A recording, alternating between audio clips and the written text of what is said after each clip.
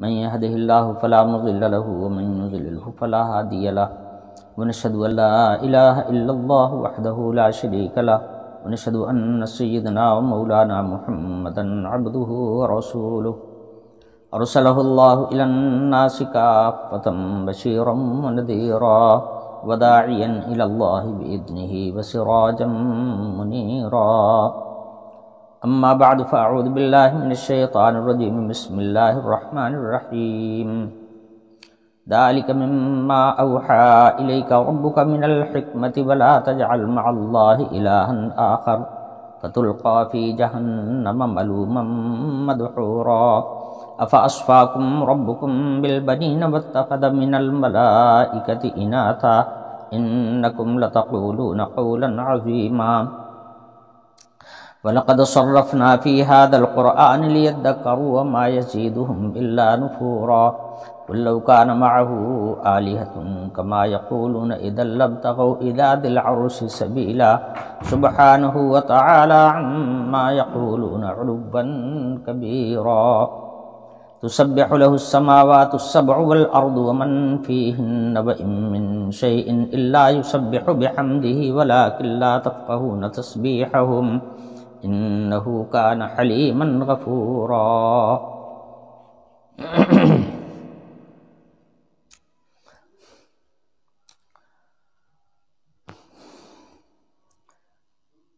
پچھلی آیات میں ایسے بنیادی احکام کا ذکر کیا گیا جن سے انسانی جان کو بھی تحفظ ملتا ہے، مال کو بھی تحفظ ملتا ہے، اور انسانوں کا معاشرہ اور انسانوں کا جو سماج ہے اس کے اندر بھی امن و امان پیدا ہوتا ہے۔ ساتھ ہی ساتھ حق تعالی شانہ نے ان اعمال خیر پر آخرت میں اجر و ثواب دینے کا وعدہ بھی فرمایا۔ اس لیے بجا طور پر یہ کہا جا سکتا ہے کہ یہ وہ احکام ذکر فرمائے گئے ہیں جن کے اندر دنیا اور آخرت دونوں جہان کی بھلائی مضمر ہے۔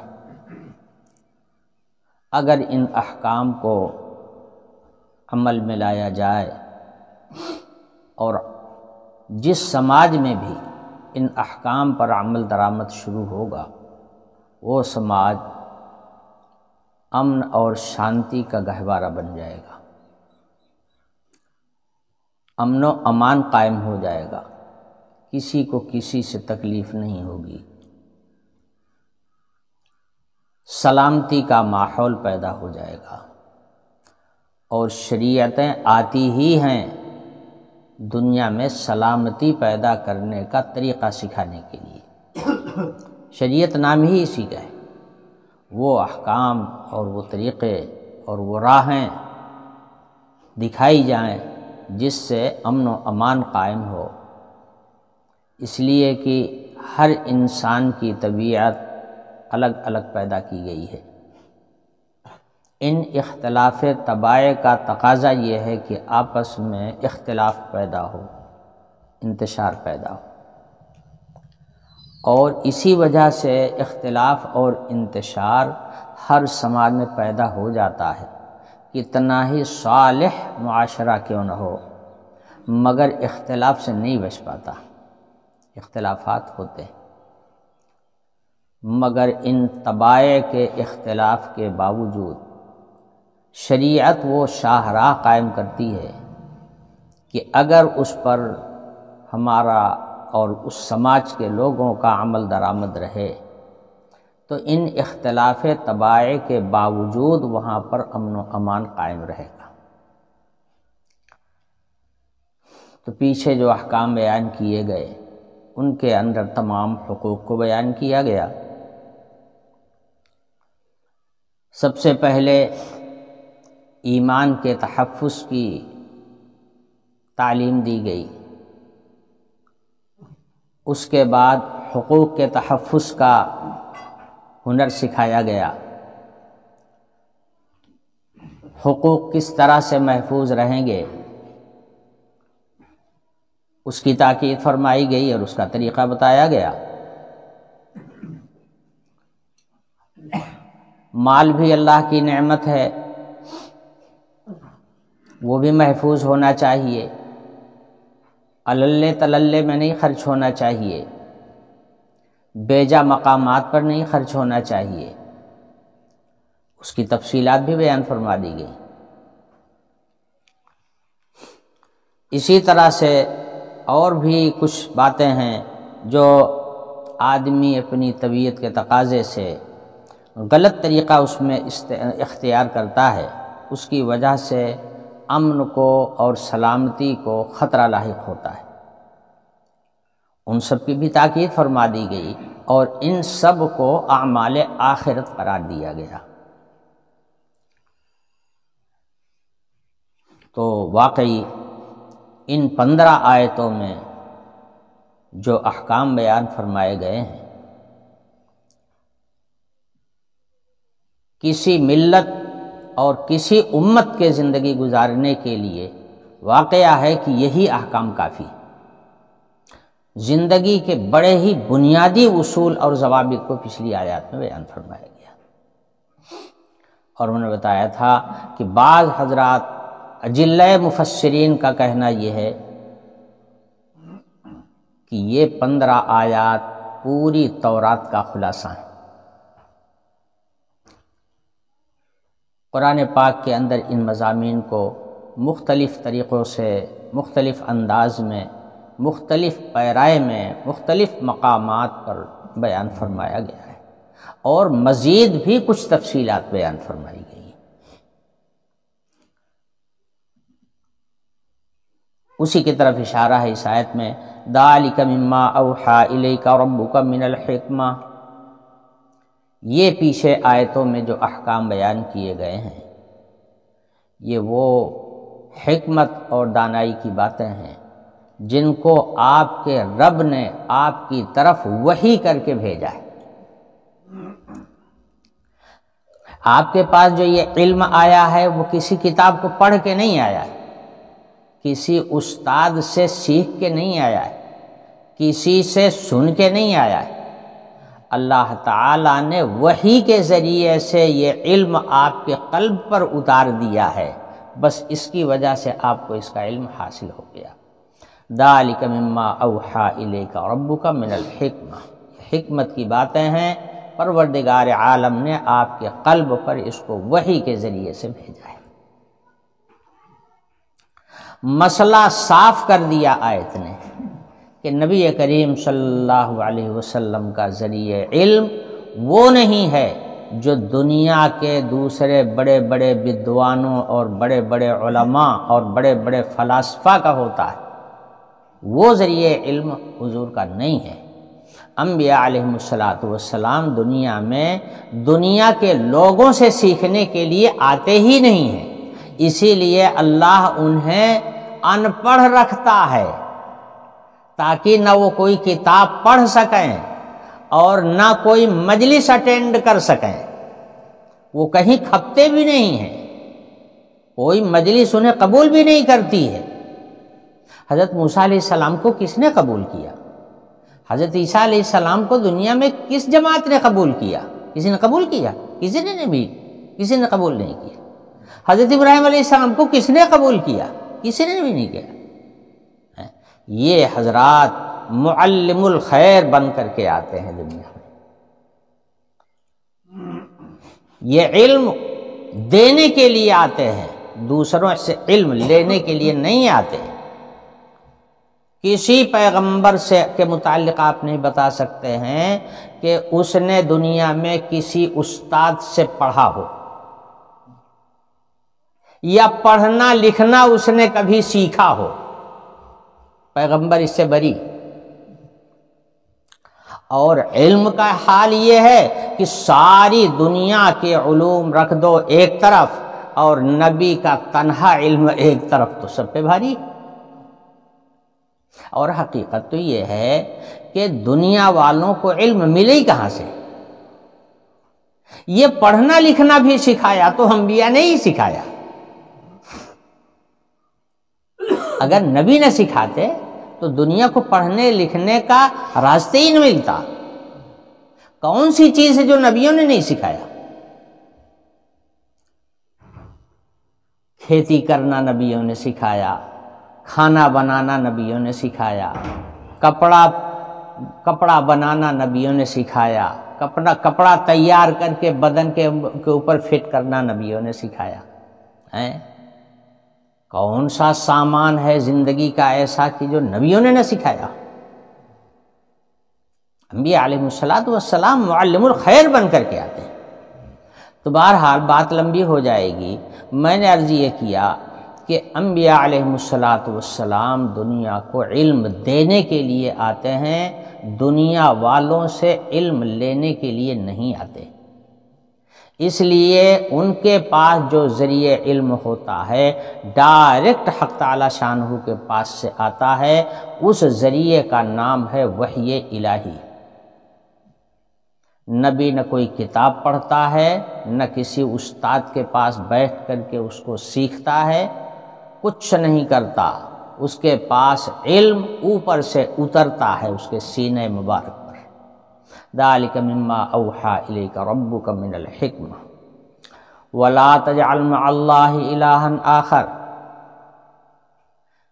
پیچھے جو 15 آیتوں میں بنیادی احکام زندگی کے دیے گئے ہیں، ان کے اندر سب سے پہلے تحفظ ایمان کا طریقہ بتایا گیا۔ اپنے ایمان کی حفاظت انسان کے لیے دنیا کے سارے وسائل پر مقدم، باقی دنیا کی جتنی چیزیں ہیں وہ سب اس کے بعد ہیں، اول نمبر پر ایمان۔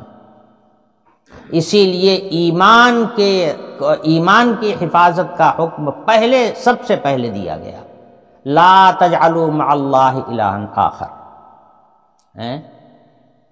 قضا ربک الا تعبدوا الا ایاہ۔ پہلی ذمہ داری انسان کی یہ ہے کہ وہ اپنے مالک حقیقی کو پہچانے، کس نے ہمیں پیدا کیا ہے اور کس کام کے لیے پیدا کیا ہے۔ اور جب یہ جان لے گا کہ کس نے پیدا کیا ہے اور کس کام کے لیے پیدا کیا ہے، تو اپنی اوقات سمجھ جائے گا کہ میں صرف ایک بندہ ہوں، اس کے آگے کچھ نہیں ہوں، بس یہیں سے بندگی چالو ہو جائے گی۔ اور اگر ایمان نہ آیا تو آدمی پھر بندگی نہیں کرے گا، پھر وہ جانور کی طرح سے سانڑ ہو کر کے گھومے گا، اس کی زندگی کا کوئی اصول نہیں ہوگا، اس کی زندگی کا کوئی ضابطہ نہیں ہوگا، وہ ہر چیز میں منمانی اور آزادی اختیار کرے گا، جس کی وجہ سے دنیا کے اندر انتشار پیدا ہوگا، افراتفری پیدا ہوگی، بد امنی پیدا ہوگی۔ تو اس لیے سب سے پہلے ایمان کو بیان فرمایا۔ اشارہ اس بات کی طرف ہے کہ ہر انسان کے لیے، کسی با اختیار خلقت کے لیے، اور با اختیار اللہ تعالیٰ نے انسان کو ہی بنایا ہے، با اختیار مخلوق کے لیے سب سے پہلی جو چیز ہے اور ہر چیز پر جو چیز مقدم ہے وہ ہے اپنے ایمان کی حفاظت، ایمان لانا، ایمان کی حقیقت اپنے قلب کے اندر پیدا کرنا، ایمان کا نور اپنے سینے میں اتارنا اور اس کی حفاظت کرنا۔ یہ کھانے پینے پر بھی مقدم ہے، سمجھے؟ یہ کھانے پینے پر بھی مقدم ہے۔ اگر جان ہے اور شعور ہے تو اس کا تقاضا یہ ہے کہ اپنے مالک کو پہچانے، اور جو مالک کو نہیں پہچانے گا وہ دنیا میں کسی کو نہیں پہچانے گا، اور جو اپنے پیدا کرنے والے کا نہیں ہوگا وہ دنیا میں کسی کا نہیں ہوگا۔ بات بالکل واضح ہے۔ اس لیے سب سے پہلے ایمان کے تحفظ کی بات کہی گئی۔ اب جب اس کی تفصیلات جزئی طور پر ان کی تفصیلات آگے قرآن پھر بیان کرے گا، اور قرآن کہہ بھی رہا ہے وَلَقَدْ صَرَّفْنَا فِي هَذَا الْقُرْآنِ لِيَذَّكَّرُوا، ہم ان احکام کو الٹ پھیر کر مختلف پیرائے میں اور مختلف انداز میں جا بجا بیان کرتے رہتے ہیں تاکہ لوگوں کو نصیحت حاصل ہو، یہ مضامین یاد ہو جائیں، اور مختلف انداز سے جب یہ مضمون سامنے آئے گا تو عمل کی بھی توفیق ہو جائے گی، ذہن میں اور دل میں یہ باتیں راسخ ہو جائیں گی۔ اذا تکرر الکلام تقرر فی القلب، عقلاء کا کہنا یہ ہے کہ جب کوئی چیز بار بار سنی جاتی ہے تو دل کے اندر وہ پیوست ہو جاتی ہے۔ اسی لیے اللہ پاک پھر اس پیچھے بیان کیے ہوئے مضمون کے کچھ اجزاء کو آگے اللہ پھر فرماتا ہے لا تجعل مع اللہ الہا آخر، اللہ کے ساتھ کسی اور کو معبود نہ بنانا۔ یہ بہت بڑی گستاخی اور بہت بڑی شرارت ہے، اس سے بڑی شرارت کچھ ہو نہیں سکتی۔ دنیا، ساری دنیا کا اتفاق ہے کہ انسانیت اس کا نام ہے کہ جس کی کھائے اس کی گائے، جس کی کھائے اس کو اگر غرائے تو اس سے بڑا نافرمان، اس سے بڑا فسادی اور اس سے بڑا بےہودہ دنیا میں کوئی نہیں ہے، اور ساری دنیا اس بات کو مانتی ہے۔ چنانچہ اگر کوئی آدمی اپنے احسان کرنے والے کے ساتھ بے وفائی کرنے لگے تو آدمی اس احسان کو اس کے سامنے رکھ کر کے احسان یاد دلاتا ہے اور یہ کہتا ہے کہ تم بے وفا ہو، تم غدار ہو، کھاتے فلاں کی ہو، گاتے فلاں کی ہو۔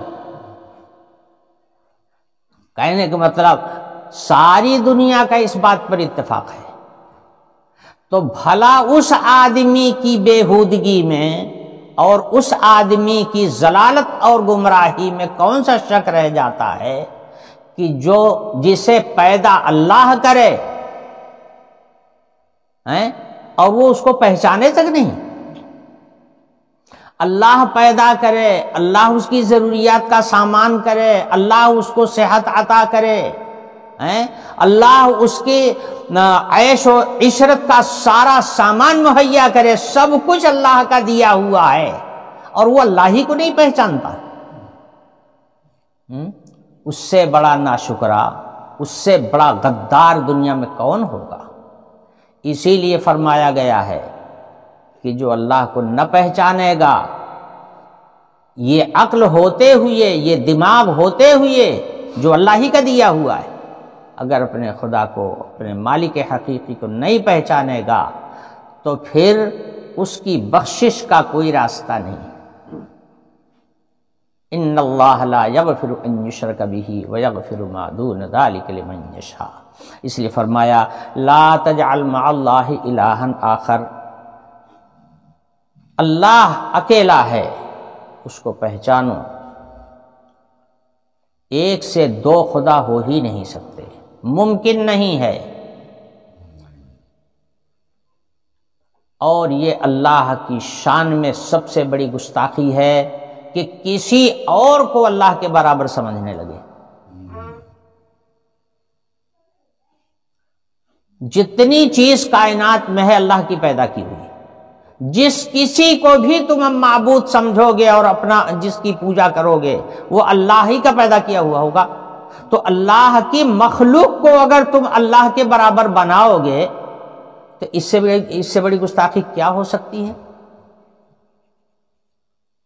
تو سب سے بڑی شرارت اور سب سے بڑی گمراہی، سب سے بڑی گستاخی گویا اللہ کی شان میں سب سے بڑی گالی یہ ہے کہ اللہ، چاہے اللہ کو مانتے ہی ہو، اگر اللہ کے ساتھ کسی اور کو اسی درجے کا سمجھ لیا تو یہ اللہ تعالی کی شان میں عظیم ترین گستاخی ہے۔ اسی لیے اس کی بخشش نہیں ہے۔ فرمایا لا تجعل مع اللہ الہا آخر، اللہ کے ساتھ کسی اور کو معبود مت سمجھو۔ معبود سمجھنے کا مطلب یہ ہوتا ہے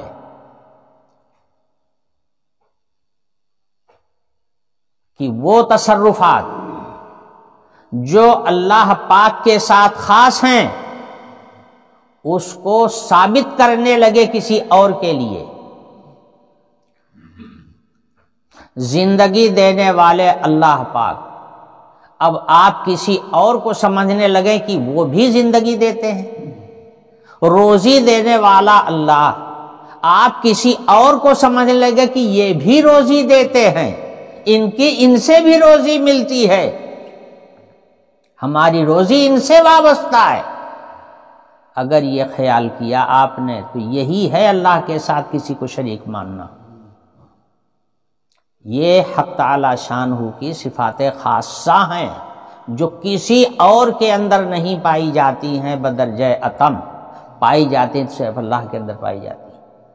اس لیے نہ کوئی کسی کو زندگی دے سکتا ہے اللہ کے علاوہ، اور نہ کوئی کسی کو موت دے سکتا ہے، نہ کوئی کسی کو بیماری دے سکتا ہے، اور نہ کوئی کسی کی بیماری کو ٹھیک کر سکتا ہے،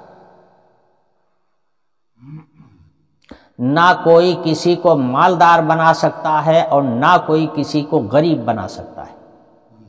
یہ سارے فیصلے حق تعالی شانہ کے دربار میں ہوتے ہیں، اس پہ کسی کا کنٹرول نہیں ہے۔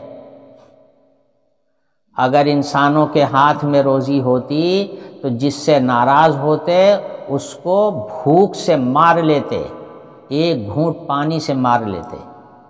اور مجھے بتا دیجئے کوئی آدمی دنیا میں ایسا ہو جو یہ دعویٰ کرتا ہے کہ میں کسی کی ساری زندگی کی ساری ضروریات پوری کر دوں گا۔ کوئی کسی کو کچھ دے دے، خدمت کر دے تھوڑی دیر کے لیے، وہ بات الگ ہے، وہ اپنے اجر و ثواب کے لیے کرتا ہے، لیکن کوئی یہ نہیں کہہ سکتا کہ میں کسی کی پوری زندگی پار لگا دوں گا، کسی کے بس کی بات نہیں، سمجھے؟ تو پیدا کرنے والے وہی، ضروریات مہیا کرنے والے وہی، ساری آسائش کا انتظام کرنے والے وہی۔ اب اگر ان کے علاوہ کسی اور کو تم یہ سمجھنے لگو کہ وہ بھی ایسے ہی ہیں، بس اسی کا نام ہے شرک۔ یہی ہے غیر اللہ کو معبود بنا لینا۔ تم نے حقیقت میں اللہ کو پہچانا ہی نہیں، اللہ کی ذات کو اور اللہ کی صفات کو تم نے جانا ہی نہیں، اس لیے تم دوسروں کے سامنے سر جھکانے لگے۔ اگر تم اللہ کی ذات کو پہچان جاتے تو ایسا نہ ہوتا۔ تو پہلی بنیادی چیز یہ ہے کہ بندے کے اوپر پہلا حق یہ ہے کہ وہ اپنے خدا کو پہچانے، وہ اپنے خدا کو پہچانے۔ یہاں ایک بات یاد آتی ہے چچا رحمۃ اللہ علیہ کی، جس کو ہمارے گہری کے منہاج الدین نے مجھ سے خود بتایا کہ میں اس مجلس میں موجود تھا۔ انہوں نے کہا کہ مولانا سعید صاحب کا خطاب ہو رہا تھا ہنڈور کی جامع مسجد میں، درمیان تقریر میں انہوں نے کہا کہ لوگوں یہ بتاؤ کہ دنیا میں سب سے اچھا انسان کون؟ یہ سوال انہوں نے کیا، پورا مجمع خاموش، کسی سے جواب نہیں بن پڑا۔ چچا رحمۃ اللہ علیہ اپنے والد کے ساتھ جمعہ پڑھنے کے لیے گئے ہوئے تھے، ابھی یہ بچے تھے، پڑھنے اڑنے بھی کہیں نہیں جاتے تھے، دادا کے ساتھ چلے گئے تھے جمعہ پڑھنے کے لیے۔ تو انہوں نے کھڑے ہو کر کے کہا، جب مولانا نے کئی دفعہ یہ سوال دہرایا تو انہوں نے کھڑے ہو کر کے کہا کہ سب سے اچھا انسان وہ جو خدا کو پہچانے۔ مولانا سعید صاحب نے لپک کر کے ان کو اپنی گود میں اٹھا لیا، سمجھے؟ اپنی گود میں اٹھا لیا اور فرمایا کہ اس بچے سے اللہ تعالیٰ دین کا کام لینے والے ہیں۔ پھر دادا سے کہا کہ اس بچے کو آپ ہمیں دے دیجئے، میں لے جاؤں گا، اس کو پڑھاؤں گا۔ دادا نے دے بھی دیا، لے گئے، پھر خود پڑھایا انہوں نے، اور خود جن کو انہوں نے پڑھایا وہ یہی اکیلے تھے بھی۔ درجہ کمال کو جنہوں نے ابتدا سے انتہا تک پڑھایا وہ یہی تھے۔ بہرحال بات اس پر آ گئی کہ بندے کا پہلا حق یہ ہے کہ اپنے خدا کو پہچانے۔ ارشاد فرمایا گیا کہ اللہ کے ساتھ کسی اور کو معبود مت بناؤ، فتلقی فی جہنم ملوما مدحورا، اگر ایسا کرو گے تو تمہیں ملامت کے دن دیکھنے پڑیں گے، کل شرمندگی تمہارے سامنے آئے گی، جب یہ سارے پردے اٹھ جائیں گے اور حقائق کھل جائیں گے تو پھر تمہیں اپنی اوقات سمجھ میں آ جائے گی اور اپنی غلطی خود اپنی آنکھوں سے دیکھو گے، اور اس وقت کی ندامت اور شرمندگی تمہارے کچھ بھی کام نہیں آئے گی، تمہیں تو اٹھا کر کے رحمت سے دور کر کے جہنم میں ڈھکیل دیا جائے گا۔ فتلقی فی جہنم ملوما مدحورا افاصفاکم ربکم بالبنین واتخذ من الملائکۃ اناثا۔ قرآن حقیقت میں توحید قائم کرنے کے لیے آیا ہے، توحید سکھانے کے لیے آیا ہے، شرک کی تردید کرنے کے لیے قرآن نازل ہوا ہے۔ جس ماحول میں قرآن اتر رہا تھا وہاں شرک ہو رہا تھا، وہاں کے مشرکوں کا کہنا یہ تھا کہ الملائکۃ بنات اللہ، فرشتے جتنے ہیں وہ اللہ میاں کی بیٹیاں ہیں۔ چونکہ پہلے یہ اہل کتاب رہ چکے تھے نا، اس لیے انبیاء علیہ السلام کے باقیات ان کے یہاں تھے، اور وہ تصور تھا ان کے یہاں دین کا، اس لیے یہ فرشتوں کے قائل تھے، مگر کہتے کیا تھے کہ فرشتے جو ہیں وہ سب اللہ کی بیٹیاں ہیں، الملائکۃ بنات اللہ۔ قرآن چونکہ شرک کی تردید کر رہا ہے اس لیے سب سے پہلے ان کی بات کا جواب دیتا ہے کہ واہ واہ کیا بڑھیا بات کہی ہے تم نے، تمہارے گھر میں اگر لڑکی پیدا ہو جائے تو تمہارا ماتھا سکڑ جائے،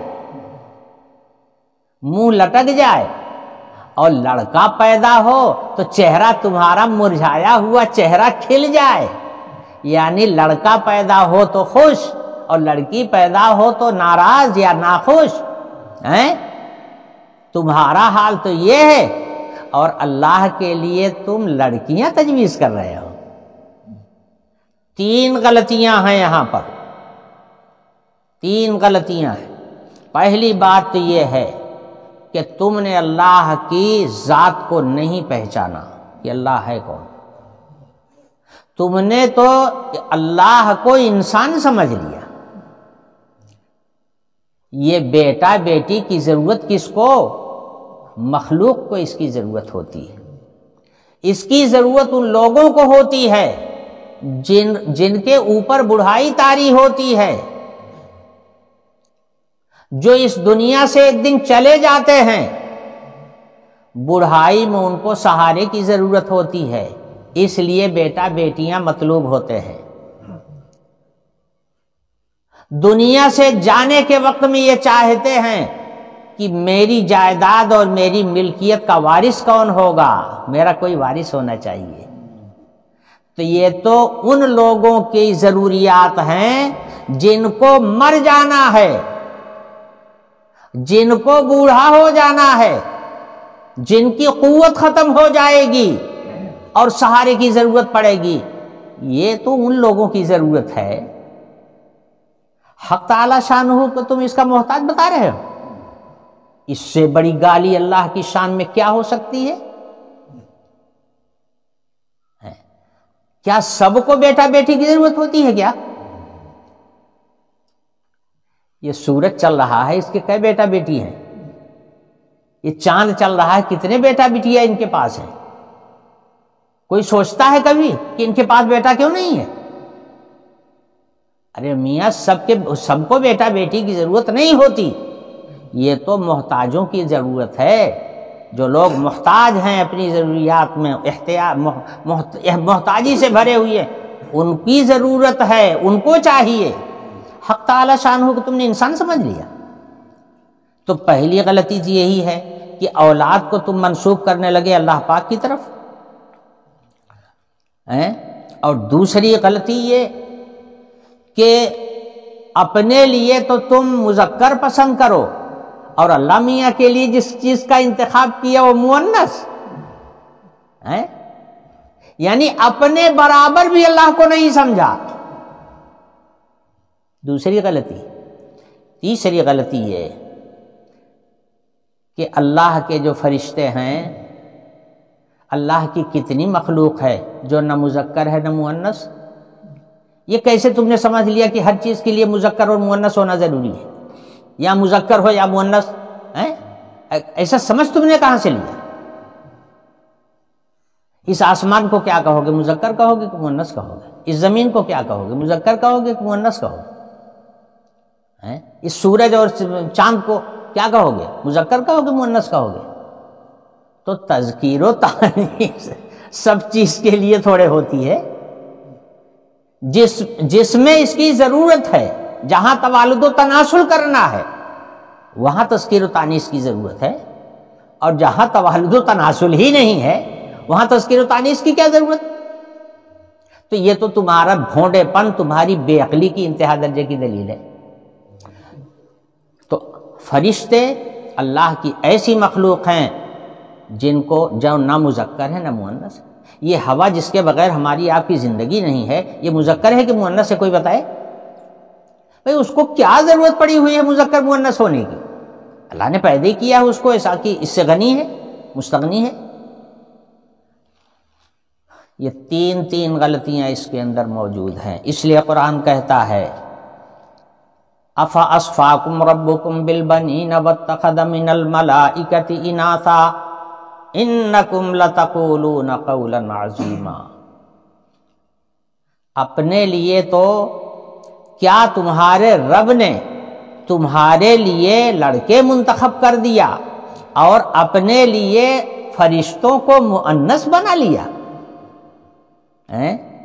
انکم لتقولون قولا عظیما، یہ تو تم نے بہت بڑی بات کہی ہے، یہ تو بہت بڑی بات کہہ رہے ہو۔ آدمی بہت بڑی بات کب کہتا ہے؟ جب انتہائی نازیبا بات ہوتی ہے تب آدمی کہتا ہے تم نے بہت بڑی بات کہہ دیا، اسی کو قرآن کہہ رہا ہے انکم لتقولون قولا عظیما۔ اس کے بعد ارشاد فرمایا وَلَقَدْ صَرَّفْنَا فِي هَذَا الْقُرْآنِ لِيَذَّكَّرُوا، ہم ان مضامین کو پھیر بدل کر مختلف پیرائے میں بیان کرتے ہیں، مختلف مقامات پر، تاکہ لوگ نصیحت حاصل کریں، یہ مضامین ان کے ذہن و دماغ میں راسخ ہو جائیں اور پھر اس کے مطابق اپنی زندگی بنائیں۔ وَمَا يَزِيدُهُمْ إِلَّا نُفُورًا، لیکن یہ بھی ایک حقیقت ہے کہ جن کے دل دماغ روشن ہوتے ہیں وہی اس روشنی سے فائدہ اٹھاتے ہیں، اور جن کے سارے دروازے بند ہیں، کوڑ مغز ہیں، بے عقل ہیں، بےہودہ ہیں، ان کے سامنے جب یہ آیتیں بیان کی جاتی ہیں تو ان کی نفرت اور بڑھ جاتی ہے، وہ تو اور بھاگتے ہیں، ان کو نفور ہوتا ہے۔ نفور کہتے ہیں اونٹ کے بدکنے کو، سمجھے؟ اونٹ جب بدکتا ہے، بھاگتا ہے، اسی کو نفور کہتے ہیں۔ یہ ان کے سامنے یہ جو مشرک ہیں، اہل شرک ہیں، ان کے سامنے جب توحید کے مضامین بیان ہوتے ہیں تو یہ بھاگتے ہیں جیسے اونٹ بدکتا ہے، اس طرح سے بھاگتے ہیں۔ ما یزیدہم الا نفورا قل لو کان معہ آلہۃ کما یقولون اذا لابتغوا الی ذی العرش سبیلا۔ حق تعالی شانہ نے وحی کے الفاظ میں ارشاد فرمایا اگر ایک معبود کو چھوڑ کر چند معبود ہوتے تب تو اللہ میت کے پاس تک پہنچ جانا بہت آسان ہو جاتا، اس لیے کہ انسان کی طبیعت ایسی ہے کہ راستے دوسروں کے ذریعے سے راستے تلاشی ہی کر لیتا ہے۔ اب اگر ایک معبود نہ ہوتا، دوسرا ہوتا، دوسرا تیسرا اور ہوتے معبود، تو پھر ان کے ذریعے سے تو اللہ میاں تک پہنچ ہی جاتے، پتہ لگا ہی لیتے کہ وہ کیسے ہیں، کہاں ہیں۔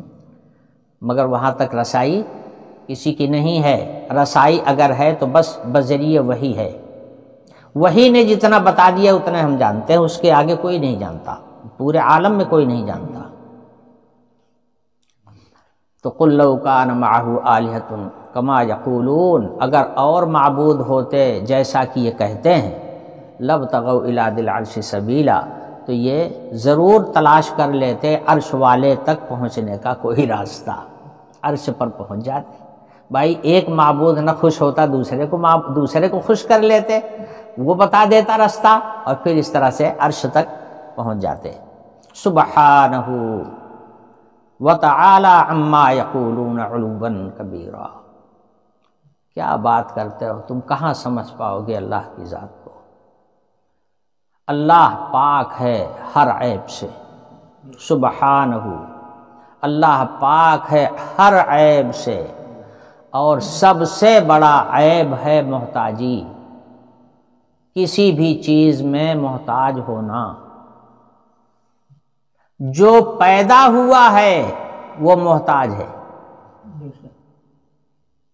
وہ غنی نہیں ہو سکتا۔ اسی لیے اللہ کی شان کیا ہے، لم یلد ولم یولد، نہ اللہ کسی سے پیدا ہوا ہے، نہ اس کی ذات سے کوئی پیدا ہوا ہے۔ توالد و تناسل وہاں نہیں ہے، اس لیے کہ پیدا ہونا خود محتاج ہونے کی دلیل ہے، سمجھے؟ ارے محتاجی یہی کہ پہلے نہیں تھا، اب وجود ملا تو آیا، تو پہلے اگر یہ محتاج نہ ہوتا تو پہلے بھی ہوتا نا، پہلے کہاں چلا گیا تھا؟ تو پیدا ہونا محتاج ہونے کی پہلی دلیل، اور مر جانا اس کے بعد والی دوسری دلیل۔ کوئی ایسا پیدا ہوا ہو جو نہ مرے، بتائیے ہے کوئی دنیا میں ایسا کہ جو پیدا ہوا اور مرا نہیں؟ اور جو نہیں مرے ہیں نا، ان کے لیے بھی دن مقرر ہے، موت سے نہیں بچیں گے، نہ یہ زمین بچے گی، نہ یہ آسمان بچے گا، نہ یہ سورج بچے گا، نہ یہ چاند بچے گا۔ جب سے دنیا اللہ نے بنائی اور ان کو بنایا نا، تب سے ایسے ہی چل رہے ہیں، لیکن اس سے نہ سمجھو کہ یہ ہمیشہ رہیں گے، ان کے بھی جانے کا ایک دن ہے۔ اسی لیے اللہ پاک ایک دن ایسا لائے گا قیامت کا کہ جس میں سوائے اس کی ذات کے کوئی زندہ نہیں رہے گا۔ اللہ یہ دکھائے گا، کل من علیہا فان ویبقى وجہ ربک ذو الجلال والاکرام، باقی رہنے والی ذات صرف اللہ پاک کی ہے، باقی کوئی باقی رہنے والا نہیں ہے۔ کوئی ایسا جاندار نہیں ہے جس کو موت اس دن نہیں آئے گی۔ عملی طور پر حق تعالی شان ہو اس بات کا اظہار فرما دیں گے کہ میری ذات باقی ہے، باقی کسی کی ذات باقی نہیں ہے۔ تو سبحانہ، ہر عیب سے اللہ پاک ہے۔ جو پیدا ہوا ہے وہ معبود نہیں ہو سکتا، جو زندگی کے کسی بھی مرحلے میں کسی چیز کا حاجت مند ہے، خدا نہیں ہو سکتا۔ اور انسان تو بیچارہ کیا ہوگا، وہ تو ہر قدم پر محتاج ہی محتاج ہے، وہ کھانے کا محتاج ہے، وہ پانی کا محتاج ہے، وہ صحت کا محتاج ہے، ہر چیز کا محتاج ہے۔ تو ہے بیچاری کے احتیاج ہی میں ساری زندگی اس کی گھری ہوئی ہے، بھلا وہ کیسے خدا ہو سکتا ہے؟ یہیں سے بطلان ثابت ہو گیا ان لوگوں کا جو کسی انسان کو بھگوان مانتے ہیں۔ بھگوان بمانا اللہ اگر مانتے ہیں تو غلط ہے، اور بھگوان بمانا قسمت والے کے اگر مانتے ہیں تو ٹھیک ہے۔ بھاگیوان کے معنی آتے ہیں قسمت والا، قسمت والا، تقدیر مند، جس کی تقدیر اچھی ہو تو قسمت اچھی ہو. تو اگر اس معنی کے اعتبار سے بھگوان مانتے ہو تو کوئی بات نہیں. جس کو زیادہ اللہ کی نعمت ملے وہی بھگوان ہے. پھر انہی کی کیا خصوصیت، پھر تو سب بھگوان ہیں. لیکن اگر بھگوان بمانا اللہ لیتے ہو تو بہت بڑی غلطی میں ہو. سبحانہ وتعالی عما یقولون علوا کبیرا، جو یہ لوگ زبانوں سے بک دیتے ہیں اللہ کی ذات اس سے بہت بلند و بالا ہے، بہت بڑی ذات ہے. تسبح له السماوات السبع والارض ومن فیہن. اللہ کی ذات ایسی ہے کہ صرف یہی با اختیار مخلوق چھوڑ کر، سمجھے، با اختیار کون؟ انسان اور جنات. باقی جتنی مخلوق با اختیار فرشتے بھی ہیں لیکن یہ اس سے مستثنی ہے. فرشتے تو اللہ کی تسبیح و تقدیس میں 24 گھنٹہ لگے ہوئے ہیں، اور انسان اور جنات کے علاوہ با اختیار لوگوں میں انسان اور جنات کے علاوہ باقی جتنی مخلوق ہے سب کی سب اللہ کی تسبیح و تقدیس میں لگی ہوئی ہے. ہر چیز اللہ کی تسبیح کرتی ہے. ہم نے خود دیکھا ہے، یہ فاختہ ہوتی ہے نا جس کو اپنے یہاں پڑکی بولتے ہیں، اطمینان کے ساتھ جب اپنے گھونسلے کے پاس بیٹھتی ہے یا کسی ڈال پر بیٹھتی ہے تو پتہ نہیں کیا پڑھتی ہے، اس طرح سے اس طرح کے آواز آتی ہے. اب وہ اپنی زبان میں پڑھتی، نہ تو وہ کسی کو بلاتی ہے نہ اور کوئی بات ہوتی ہے. معلوم ہوتا ہے کہ جیسے ذکر کر رہی ہے. بھائی پرندوں کی ہو یا جانوروں کی بولی دو طرح کی ہوتی ہے. ایک ان مقاصد کے لیے ہوتی ہے جس کو خود ہی جانتی ہے باقی کوئی نہیں جانتا. کچھ ان مقاصد کے لیے ہوتی ہے جس سے ان کو کوئی طلب ہوتی ہے، مثلا کسی کو بلانا ہے یا چارہ مانگنا ہے یا پانی کی ضرورت ہے تو وہ چہچہانا الگ ہوتا ہے، اور ایک ہوتا ہے تسبیح کے طور پر، وہ الگ ہی ہوتا ہے. ہم نے کبوتر کو بھی دیکھا ہے، کبوتر بھی اللہ کی پیاری مخلوق ہے. نبی صلی اللہ علیہ وسلم کے مددگاروں میں سے ہیں. تو کبوتر جو ہے یہ بھی ڈال پر بیٹھتا ہے، جب چارہ پانی سے فرصت پاتا ہے تو ڈال پہ بیٹھ کر کے خوب مگن ہو کر کے پڑھتا ہے، بہت دیر تک پڑھتا ہے. آپ سن لیجئے گا کبھی. اتنے نہیں، اور بھی بہت سارے پرندے ہیں جو اطمینان کے ساتھ کسی پیڑ کی شاخ پر بیٹھ کر کے اللہ کا ذکر کرتے ہیں. یہ تو آنکھوں دیکھی بات بتا رہا ہوں، یہی بات تو قرآن بھی کہہ رہا ہے. تسبح له السماوات السبع والارض، زمین و آسمان کی ساری مخلوق جو ہے اللہ کی حمد و ثنا کرتی ہے. ومن فیہن، اور جو مخلوقات اللہ نے ان پہ پیدا کیا ہے وہ بھی اللہ کی تسبیح کرتی ہیں. وَإِن مِّن شَيْءٍ إِلَّا يُسَبِّحُ بِحَمْدِهِ، ہر چیز اللہ کی تسبیح کرتی ہے. وَلَٰكِن لَّا تَفْقَهُونَ تَسْبِيحَهُمْ، لیکن تم ان کی تسبیح کو سمجھ نہیں سکتے.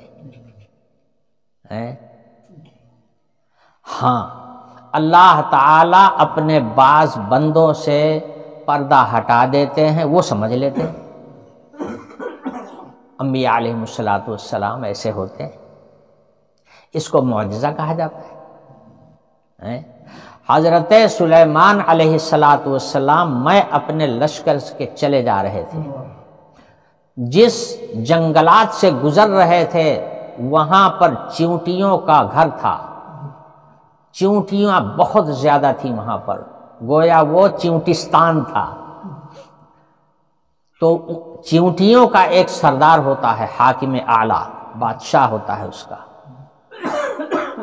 وہ چیونٹیوں کو حکم دیتا ہے کہ کیا کرنا ہے، کیسے کرنا ہے.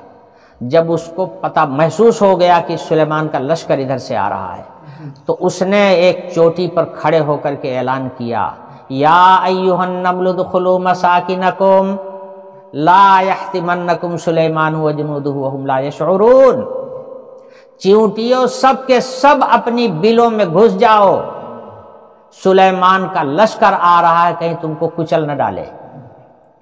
حضرت سلیمان علیہ السلام نے اس کی آواز کو سن لیا۔ سلیمان علیہ السلام سارے چرند پرند درند سب کی زبان کو جانتے تھے، اللہ نے ان کو یہ علم دیا تھا، وہ سب کی بولی کو سمجھتے تھے کہ کون کیا بول رہا ہے۔ تو حضرت سلیمان علیہ السلام نے کہا کہ اس چونٹی کو تلاش کر کے لے آؤ بھائی میرے سامنے۔ وہ لائی گئی، گویا گرفتاری کا حکم ہو گیا، پیش کی گئی دربار میں۔ حضرت سلیمان علیہ السلام نے کہا کہ کیوں تو نے مجھ کو بے شعور کہا؟ سلیمان کا لشکر آ رہا ہے، کہیں تم کو کچل نہ ڈالے، یہ بے شعور لوگ ہیں۔ چونٹی بے شعور کہہ رہی۔ تو پوچھا کیوں کہا تم نے ایسا؟ اس نے کہا حضرت آپ نے سنا نہیں، میں نے یہ کہا تھا نا کہ وہم لا یشعرون، ان کو اس کا احساس نہیں ہوتا، غیر محسوس طریقے پر وہ کچل ڈالتے ہیں۔ یہ جواب دیا چونٹی، کتنا معقول جواب، بڑے سے بڑا وکیل اور بیرسٹر یہ جواب نہ دے پاتا، کتنا شاندار جواب چونٹی نے دیا۔ قرآن نے اس واقعے کو نقل کیا ہے، سمجھے؟ اور قرآن کی صداقت پر سب سے بڑی دلیل انبیاء علیہ السلام کے معجزات ہیں۔ حضور اکرم صلی اللہ علیہ وسلم نے اپنے ہاتھ میں کچھ کنکریاں لی، وہ کنکریاں تسبیح پڑھ رہی تھی، صحابہ نے سب نے اپنے کان سے سنا ان کی تسبیح کو، پتہ چلا کہ کنکریاں تسبیح پڑھتی ہیں مگر ہم سن نہیں پاتے، اور نبی کا یہ معجزہ ہوتا ہے کہ نبی اپنے ہاتھ میں لے لیتا ہے تو سنائی دینے لگتا ہے، تسبیح وہ ہمیشہ پڑھتی ہے۔ حضرت عبداللہ بن مسعود رضی اللہ عنہ فرمایا کرتے تھے کہ تم لوگ معجزات سے ڈرتے ہو اور ہم تو معجزات کو تبرک سمجھتے ہیں۔ پھر واقعہ ذکر کیا کہ ہم لوگ ایک سفر میں جا رہے تھے اور جنگلوں کو پار کر رہے تھے، پانی نہیں تھا، جہاں پر پڑاؤ کیا وہاں پانی نہیں تھا، سب پیاسے تھے، ہم لوگ پیاسے تھے، ہماری سواریاں سب پیاسی تھیں۔ لوگوں نے حضور سے کہا یا رسول اللہ سب پیاسے ہیں، پانی ایک قطرہ کہیں نہیں ہے۔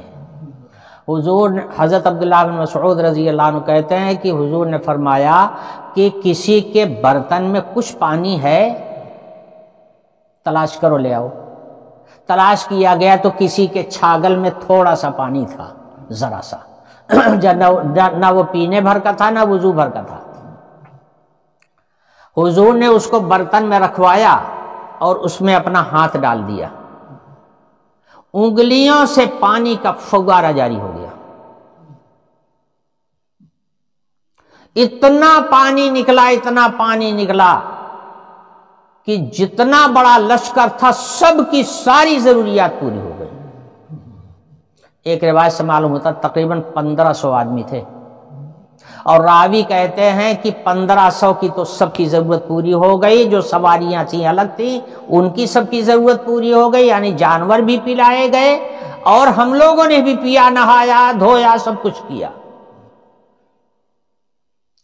راوی کہتے ہیں کہ میں تو یہ سمجھتا ہوں کہ اگر لاکھوں کا لشکر ہوتا تو بھی پانی کم نہ پڑتا۔ یہ انبیاء علیہ السلام کے معجزات ہوتے ہیں۔ حضرت عبداللہ بن مسعود رضی اللہ عنہ کہتے ہیں کہ ایک معجزہ یہ، اور ساتھ میں یہ بھی دیکھ لو، ہم لوگ حضور کے پاس بیٹھے ہوئے تھے، کھانا کھایا جا رہا تھا، اور کھانا جو اللہ کی تسبیح پڑھتا ہے اس کو ہم لوگ اپنے کان سے سن رہے تھے۔ کیا حضرت عبداللہ بن مسعود رضی اللہ عنہ یہ بات اپنی جانب سے کہہ دیں گے کیا؟ اور ایک اکیلے تھوڑے ہیں، نہ جانے کتنے راوی ہیں اس روایت کی روایت کرنے والے۔ حدیث کی کتابوں میں موجود ہے کہ شروع میں مسجد نبوی میں چھپر تھا، چھپر کے لیے جو کڑی لگائی گئی تھی یعنی ستون بنایا گیا تھا وہ کھجور کا ایک تنا تھا، اس کو کھڑی کیا گیا تھا، اس کے اوپر چھت ڈالی گئی تھی۔ حضور جب جمعہ کے دن خطبہ دیتے تھے تو اسی لکڑی کے سہارے پر کھڑے ہوتے تھے اور خطبہ دیا کرتے تھے۔ بعد میں جب حضور کے لیے ممبر بن گیا اور ممبر بنا کر کے بغل میں لا کر کے رکھا گیا کہ حضور خطبہ کھڑے ہو کر کے جو دیتے ہیں ممبر پر دیا کریں، تو حضور کے لیے جب ممبر بن گیا تو حضور خطبہ دینے کے لیے ممبر پر چلے گئے۔ جمعہ کا دن تھا، جب حضور ممبر پر گئے تو اس نے رونا شروع کر دیا۔ یہ وہ لکڑی تھی جس میں جان بھی نہیں تھی، یعنی ہری لکڑی نہیں تھی، یہ لکڑی کٹی ہوئی تھی، سوکھی ہوئی تھی، ستون کھڑا تھا، لگا رونے۔ صحابہ کہتے ہیں اتنا رویا بلک بلک کر کے جیسے بچہ روتا ہے، اور پوری مسجد میں جتنے لوگ تھے سب سن رہے تھے، اور سن ہی نہیں رہے تھے، اس کا رونا دیکھ کر کے سارا مجمع رونے لگا۔ حضور اکرم صلی اللہ علیہ وسلم ممبر سے نیچے تشریف لے آئے اور جا کر کے اس کے اوپر ہاتھ رکھا، اور کچھ آپ نے اپنی زبان مبارک سے کہا اس کو، تب جا کر کے وہ خاموش ہوا۔ سمجھے؟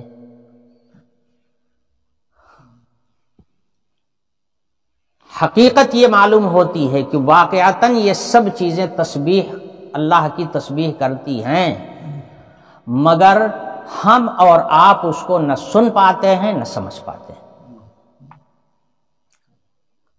جب نبی اس پر ہاتھ رکھتا ہے یا نبی کا معجزہ اس کی طرف متوجہ ہوتا ہے تو وہی نہ سنی جانے والی چیزیں سنائی دینے لگتی ہیں، نہ دکھائی دینے والی چیزیں دکھائی دینے لگتی ہیں۔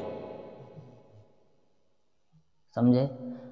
نبی صلی اللہ علیہ وسلم نے جتنی بات کہی تھی ساری کی ساری دنیا میں سامنے آئی۔ حضرات صحابہ ایسے ہی تھوڑے گرویدہ تھے حضور کے، قدم قدم پر معجزات کا مشاہدہ کر رہے تھے، اس لیے دل و جان سے حضور پر قربان تھے، جانتے تھے کہ اس زبان رسالت سے جو نکلے گا وہ ہو کے رہے گا۔ حضور نے جو کہا ہے سب سچ ہے۔ سمجھے؟ ایک دو نہیں، نہ جانے کتنے معجزات ہیں۔ تو میں نے عرض کیا یہ چیزیں تسبیح کرتی ہیں، ہم سن نہیں پاتے، مگر جب نبی کا معجزہ اس کی طرف متوجہ ہوتا ہے تو لوگ سننے لگتے ہیں، جو وہاں ہوتے ہیں وہ سنتے ہیں، سنائی دینے لگتا ہے۔ حضور نے فرمایا کہ مکے میں ایک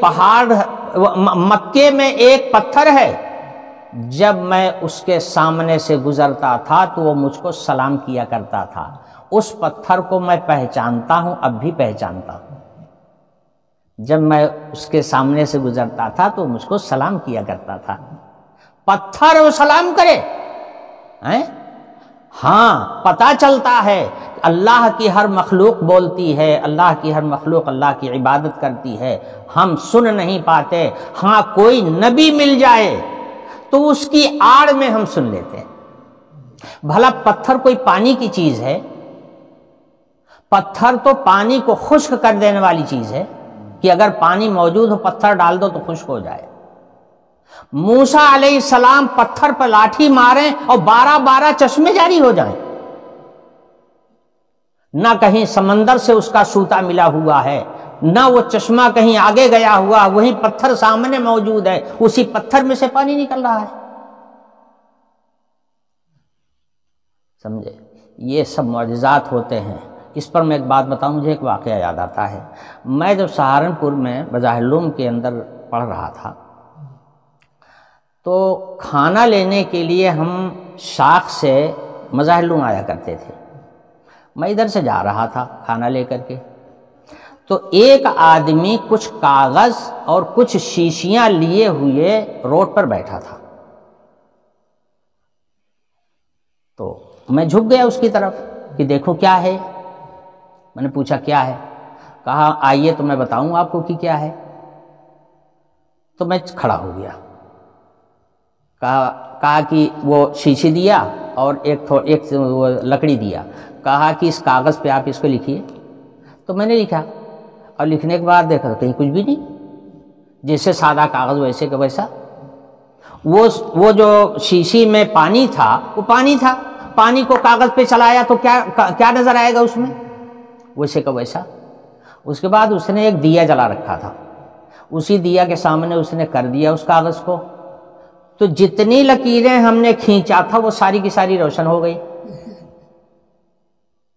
سمجھے؟ ساری کی ساری روشن ہو گئی۔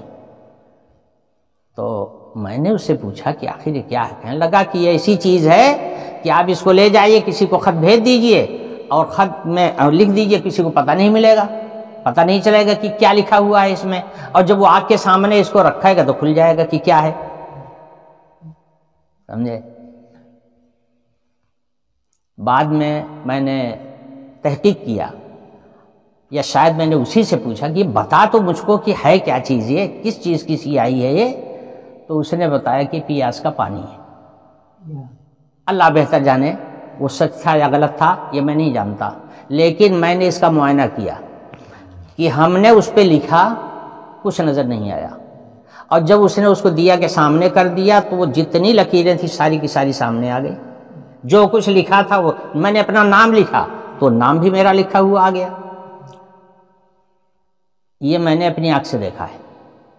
پتہ یہ چلا کہ کائنات میں بہت ساری چیزیں ہیں جو ہماری نظروں سے اوجھل ہیں، ہماری نظر اس کو دیکھتی نہیں ہے، ہمارے کان نہ اس کو سن سکتے ہیں، نہ ہماری آنکھیں اس کو دیکھ سکتی ہیں، لیکن عالم آخرت میں یہ سارے حقائق پر جو پردے پڑے ہوئے ہیں، سارے پردے ہٹ جائیں گے اور سارے حقائق کھل جائیں گے۔ حدیث شریف میں فرمایا گیا جو تم عمل کرتے ہو یہ عمل حشر کے میدان میں متمثل ہو کر کے جسم کی شکل میں سامنے آئے گا، جسم کی شکل میں سامنے آئے گا۔ نماز کھڑی ہوگی کہے گی میں نماز ہوں، روزہ کھڑا ہوگا میں روزہ ہوں، زکوٰۃ آئے کہ میں زکوٰۃ ہوں تیری۔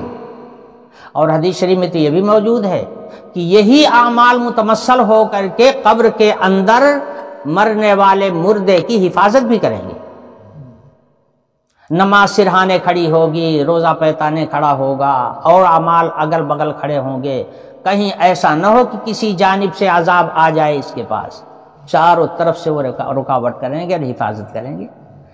تو بھائی احادیث کے ذخیرے میں بھی سب مثالیں موجود ہیں، اور عالم وقوع میں بھی یہ ساری مثالیں موجود ہیں، جس کو میں نے بتا دیا آپ کو کہ بہت ساری چیزیں موجود ہیں جو آنکھوں سے نظر نہیں آتی، لیکن جب وہ آگ کی حرارت اس کے سامنے آئے گی، جیسے میں نے بتایا تھا کہ وہ سیاہی جو آگ کی حرارت کے سامنے آئی تو کھل گئی کہ کیا لکھا ہوا ہے۔ ایسے ہی حقائق پوشیدہ ہیں، نظریں ہماری کام نہیں کرتی، کان ہمارا کام نہیں کرتا، اس لیے کہ اس کی طاقت محدود ہے، اس کی طاقت محدود ہے، مختصر ہے، اور کائنات اللہ کی لامحدود ہے۔ حقائق پر پردے پڑے ہوئے ہیں، یہی پردے جب کھل جائیں گے حشر کے میدان میں ساری حقیقتیں سامنے آ جائیں گی۔ تو ارشاد فرمایا تسبح له السماوات السبع والارض ومن فیہن، زمین و آسمان کی کائنات میں جتنی چیزیں ہیں، جتنی مخلوقات ہیں ہماری، وہ سب ہماری تسبیح کرتی ہیں، مگر تم ان کی تسبیح کو سمجھتے نہیں۔ انبیاء علیہ السلام مل جائیں تو ہاں وہ دکھا دیتے ہیں، میں نے بتایا جیسے وَلَٰكِن لَّا تَفْقَهُونَ تَسْبِيحَهُمْ إِنَّهُ كَانَ حَلِيمًا غَفُورًا۔ اللہ پاک جو ہیں بڑے ہی متحمل ہیں اور بڑے بخشنے والے ہیں۔ متحمل اتنے ہیں کہ بخشنا چاہیں گے تو کافر کو بھی بخش دیں گے، بخشنا چاہیں گے تو کوئی روک نہیں سکتا ان کو، اتنے بڑے غفور الرحیم ہیں۔ اور گنہگار تو نہ جانے کتنے گنہگار ہیں جن کو بخشتے رہتے ہیں، ہر وقت بخشتے رہتے ہیں۔ انہ کان حلیم غفورا۔ وآخر دعوانا الحمد للہ رب العالمین۔